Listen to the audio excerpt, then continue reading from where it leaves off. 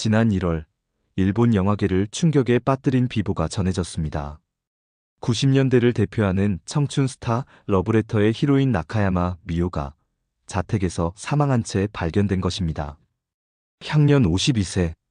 그녀의 갑작스러운 죽음의 원인으로 지목된 것이 바로 히트쇼크였습니다. 히트쇼크라는 다소 생소한 이 말은 일본에서는 해마다 겨울이면 뉴스에 오르내리는 익숙한 단어입니다. 따뜻한 방에서 나와 찬 기운이 가득한 화장실로 갈 때, 또는 추운 집안에서 갑자기 뜨거운 목욕물에 들어갈 때 발생하는 급격한 온도 변화가 심장에 치명적인 충격을 주는 현상을 말합니다. 더 충격적인 것은 숫자입니다. 매년 19,000명. 일본에서 히트쇼크로 목숨을 잃는 사람들의 수입니다. 이는 교통사고 사망자의 4배가 넘는 수치입니다. 교통사고보다 추운 집이 더 많은 목숨을 앗아가고 있다는 뜻입니다. 한 해 동안 중소도시 하나가 통째로 사라지는 것과 맞먹는 이 엄청난 숫자 앞에서 우리는 의문을 품지 않을 수 없습니다. 도대체 왜 이토록 많은 일본인들이 자신의 집에서, 그것도 추위 때문에 목숨을 잃어야 하는 걸까요? 겨울철 실내 온도만큼 한 나라의 주거 문화를 잘 보여주는 지표도 없을 것입니다. 세계 각국의 실내 온도를 들여다보면 일본의 특이한 상황이 적나라하게 드러납니다. 시베리아의 혹한으로 유명한 러시아의 실내 온도는 무려 24도. 추운 겨울, 반팔 차림으로 지낼 수 있을 만큼 따뜻합니다. 유럽과 미국은 15도에서 20도 사이를 유지하며 적정 수준의 난방을 하고 있고, 우리나라는 난방 천국이라 불릴 만큼 20도 이상의 따뜻한 실내 온도를 자랑합니다. 그런데 일본의 상황은 어떨까요? 믿기 힘들겠지만 평균 10도입니다. 겨울 왕국 러시아보다 14도나 낮은 온도죠. 실내복을 껴입어도 손발이 시릴 정도로 추운 온도입니다. 더 충격적인 것은 이것이 평균이라는 사실입니다. 즉, 10도보다 더 추운 집들이 수두룩하다는 뜻이죠. 물컵을 창가에 두었다가 다음날 아침이면 얼음이 되어 있는 일이 흔하다고 합니다. 마치 냉장고 안에서 생활하는 것과 다름없는 환경이죠. 한겨울 러시아 가정에서는 반팔을 입고 생활할 때, 경제대국 일본의 가정에서는 두꺼운 겨울옷을 껴입고 덜덜 떨고 있다는 것이 21세기의 믿기 힘든 현실입니다. 왜 일본의 집은 이토록 추운 걸까요? 그 이유를 파헤치다 보면 충격적인 사실들이 하나둘 드러납니다. 첫 번째는 형편없는 단열 기준입니다.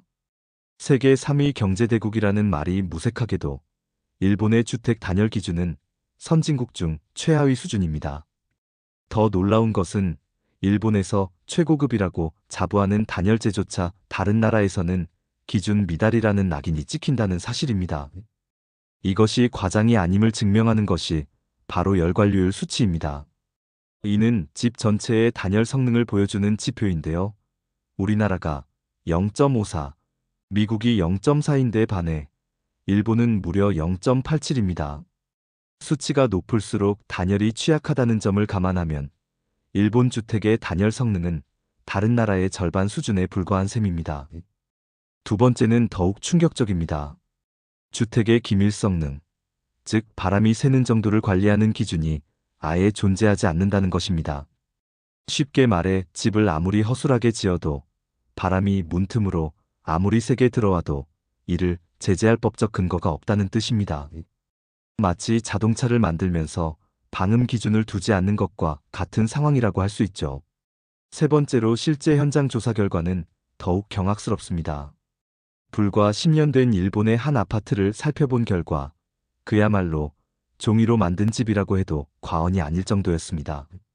외벽은 튼튼한 콘크리트가 아닌 가벼운 플라스틱 재질이었고, 벽을 두드리면 마치 빈 박스를 두드리는 것 같은 소리가 났습니다. 창문은 우리나라에서 30년 전에나 볼 수 있었던 허술한 알루미늄 샷이었고, 바람이 불 때면 커튼이 흔들릴 정도로 틈이 많았습니다. 이쯤 되면 이해가 되시나요? 왜 일본인들이 자신의 집에서조차 덜덜 떨며 살아야 하는지, 왜 매년 수많은 사람들이 추위로 목숨을 잃는지 말입니다. 이것이 바로 선진국 일본의 민낯입니다. 일본의 추운 집 문제가 이슈화될 때마다 어김없이 등장하는 변명들이 있습니다. 마치 주문처럼 외우는 이 변명들, 과연 진실일까요? 가장 흔히 듣는 변명은 지진 때문이라는 것입니다. 단열재를 넣으면 지진에 취약해진다는 말이 마치 과학적 사실인 것처럼 받아들여지고 있죠. 하지만 이는 완전한 오해입니다. 현대 건축공학에서 단열재는 건물의 내진 성능과 전혀 상충되지 않습니다. 오히려 정반대입니다. 제대로 된 단열이 되지 않은 집은 겨울철 실내외 온도 차로 인해 결로 현상이 심해지고 이로 인해 벽 속에 곰팡이가 번식하게 됩니다. 이 곰팡이가 벽체를 서서히 부식시켜 오히려 지진에 더 취약한 구조를 만들어내는 것이죠. 두 번째 변명은 더 황당합니다.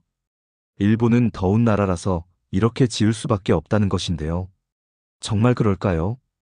홋카이도를 보면 이 변명이 얼마나 허술한지 단번에 알 수 있습니다. 한겨울 영하 20도까지 내려가는 홋카이도에서도 주택은 도쿄나 오사카와 똑같은 방식으로 지어집니다. 게다가 현대 건축에서 단열은 추위와 더위를 모두 잡는 필수 요소입니다. 여름철 에어컨 효율을 높이는데도 단열은 결정적인 역할을 합니다. 이런 허술한 변명들이 반복되는 사이, 일본의 가정들은 여전히 한겨울 냉장고 같은 실내에서 생활하고 있습니다. 그렇다면 이토록 비과학적인 변명들이 아직도 통용되는 진짜 이유는 무엇일까요? 왜 세계 3위의 경제대국에서 이토록 기초적인 주거 문제가 해결되지 않는 것일까요? 그 답은 의외로 단순하면서도 충격적입니다. 바로 돈입니다. 정확히 말하면 비용 절감이라는 미명하에 자행되는 부실 건축의 관행입니다. 일본의 건축업계에서는 오래전부터 주택을 일회용 제품처럼 취급해왔습니다.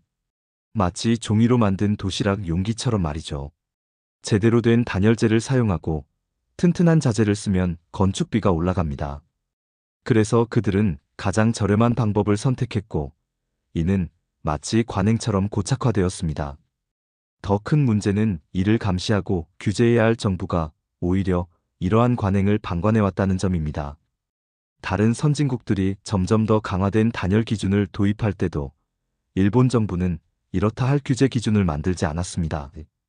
그저 시장이 알아서 할 것이라는 안일한 태도로 일관했죠. 가장 아이러니한 것은 일본 국민들의 반응입니다.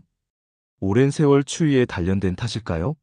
겨울은 원래 추운 것, 참고 견디는 것이 미덕이라는 인식이 널리 퍼져 있습니다. 마치 춥게 사는 것이 일본인의 정체성인 것처럼 말이죠. 하지만 이것이 과연 21세기 선진국 시민이 감내해야 할 고통일까요? 결국 이 모든 것은 눈앞의 이익을 위해 국민의 기본적인 생활권마저 희생한 결과입니다. 건축비 몇 푼을 아끼자고 시작된 관행이 수만 명의 목숨을 앗아가는 참극으로 이어진 것입니다. 일본의 추운 주거 환경을 살펴보면서 우리는 새삼 우리나라의 우수성을 재발견하게 됩니다. 특히 온돌로 대표되는 우리의 전통 난방 문화는 세계가 주목할 만한 과학적 해안이 담겨 있습니다. 첫째로, 온돌의 과학적 우수성은 현대 건축에서도 그 진가를 인정받고 있습니다. 온돌은 단순히 바닥을 데우는 것이 아닙니다. 방 바닥 전체를 고르게 데워 효율적인 난방이 가능하게 하고, 이 열이 자연스럽게 위로 올라가며 공간 전체를 따뜻하게 만듭니다. 특히 복사열을 이용하는 방식은 인체에 가장 자연스럽고 건강한 난방 방식으로 평가받고 있습니다. 마치 따뜻한 봄날 햇살을 받는 것처럼 말이죠. 둘째로, 이러한 전통 온돌의 장점은 현대 보일러 시스템과 만나 더욱 진화했습니다. 옛날처럼 장작을 떼야 하는 번거로움은 사라졌지만 바닥을 통해 열을 전달하는 온돌의 핵심 원리는 그대로 살아있습니다. 현대식 보일러의 정확한 온도 조절 기능이 더해져 언제나 실내 온도 20도 이상의 쾌적한 환경을 유지할 수 있게 되었죠. 이는 일본의 평균 실내 온도 10도와 비교하면 그야말로 천국과 지옥의 차이입니다. 셋째로, 우리나라는 건축물의 단열 기준도 세계적 수준으로 관리하고 있습니다. 엄격한 단열 기준이 적용되어 열 손실을 최소화하고 기밀 성능 테스트를 통해 바람이 새는 것을 막습니다. 특히 최근에는 에너지 효율을 높이기 위해 이러한 기준을 지속적으로 강화하고 있습니다. 덕분에 영하 10도의 한파가 몰아쳐도 실내는 늘 포근합니다. 여기서 추가적으로 겨울철 효율적이고 건강한 난방을 위한 현명한 팁들을 알려드리겠습니다. 겨울철 실내 온도 관리는 건강과 직결됩니다. 세계보건기구 WHO에 따르면 일반적인 가정에서는 실내 온도를 18도에서 21도 사이로 유지하는 것이 가장 이상적이라고 합니다. 다만 영유아나 어르신이 계신 가정이라면 22도에서 23도 정도로 조금 더 따뜻하게 유지하시는 것이 좋습니다. 특히 밤에는 우리 몸의 체온이 자연스럽게 떨어지기 때문에 취침 1시간 전에 미리 방 온도를 1도에서 2도 정도 높여두면 편안한 수면에 도움이 됩니다. 습도 관리도 매우 중요합니다. 건조한 실내 공기는 체감 온도를 떨어뜨리고 호흡기 건강에도 좋지 않습니다. 실내 습도는 40에서 60% 정도가 적당한데 빨래를 실내에 널거나 젖은 수건을 걸어두는 것만으로도 적정 습도를 유지하는 데 도움이 됩니다. 창문과 문틈의 단열도 신경 써야 합니다. 낮 동안은 커튼을 활짝 열어 햇빛을 최대한 받아들이고 해가 지면 두꺼운 커튼을 쳐서 열이 빠져나가는 것을 막습니다. 문틈과 창틈에 틈막이를 설치하면 더욱 효과적입니다. 난방비 절약을 위해서는 구역별 난방이 효과적입니다. 주로 사용하는 공간과 그렇지 않은 공간의 온도를 구분해서 설정하면 좋습니다. 사용하지 않는 방은 문을 닫아두고 온도를 34도 정도 낮게 설정하면 난방비를 크게 절약할 수 있습니다. 마지막으로 온수 온도는 45도 정도로 설정하는 것이 적당합니다. 더 높은 온도는 에너지 낭비일 뿐만 아니라 화상의 위험도 있습니다. 특히 노약자나 어린이가 있는 가정에서는 온수 온도 관리에 더욱 신경 써야 합니다. 이러한 팁들을 실천하면서도 중요한 것은 급격한 온도 변화를 피하는 것입니다. 갑작스러운 온도 변화는 혈압 변화를 일으켜 건강에 해로울 수 있으므로 실내외 온도 차이를 5도 이내로 유지하는 것이 좋습니다. 우리 선조들은 이미 수백 년 전부터 추운 겨울을 이겨내는 지혜를 갖고 있었습니다. 구들장을 깔고 그 위에 온도를 설치하는 정교한 기술, 방 구석구석 열이 고르게 퍼지도록 설계하는 과학적 안목, 이 모든 것이 우리의 자랑스러운 문화유산입니다. 여기에 현대 기술이 더해져 더욱 완벽해진 우리의 주거문화. 이제는 세계가 이를 배우고자 합니다. 일본의 추운 집에서 고통받는 사례를 보면서 우리는 온돌이라는 훌륭한 문화유산을 가진 것에 감사해야 할 것 같습니다. 하지만 동시에 방심해서는 안 됩니다. 최근 일부 건설사들이 로우코스트 주택을 내세우며 단열을 소홀히 하는 경향이 있다는 지적도 있습니다. 일본의 사례를 타산지석으로 삼아 우리의 주거 문화를 더욱 발전시켜 나가야 할 것입니다. 마지막까지 시청해 주셔서 감사합니다.